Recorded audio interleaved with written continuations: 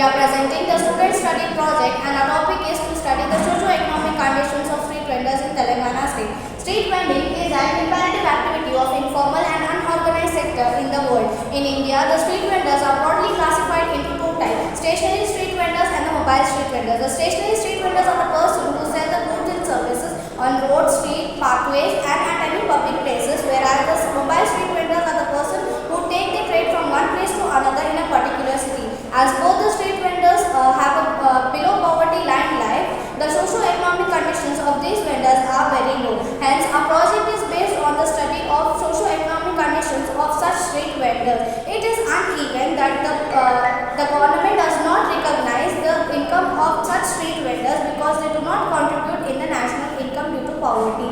Therefore, this type of street vendors can be referred as urban informal traders. Next, my friend Nyapika will continue.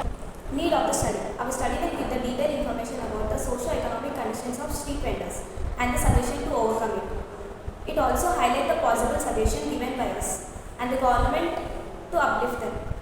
Aims and objectives. Our project is based on following objectives: to study the socio-economic conditions of street vendors and to find out the problems of street vendors and giving solution for them. Next, my friend Pooja will continue.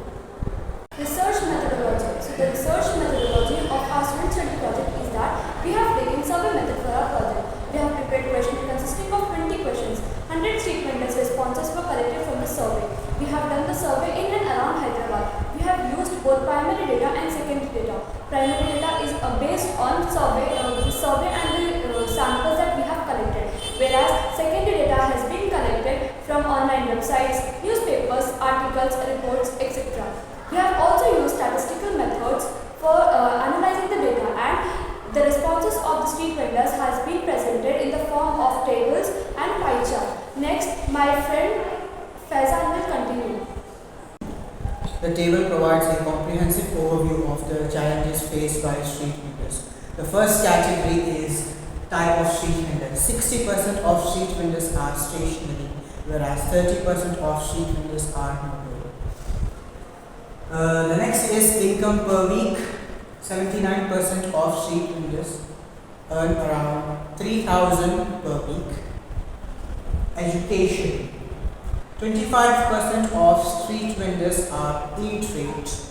31% of street vendors are dropouts, and the rest 44% are primary educated.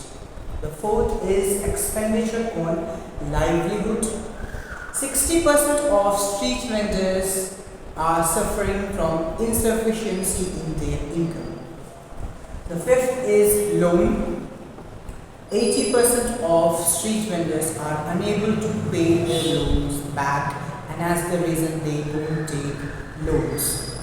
The last is need for business. It's divided into two types: capital, which is 37% of street vendors need capital for their business, and 32% of street vendors need a fixed place for their business to grow.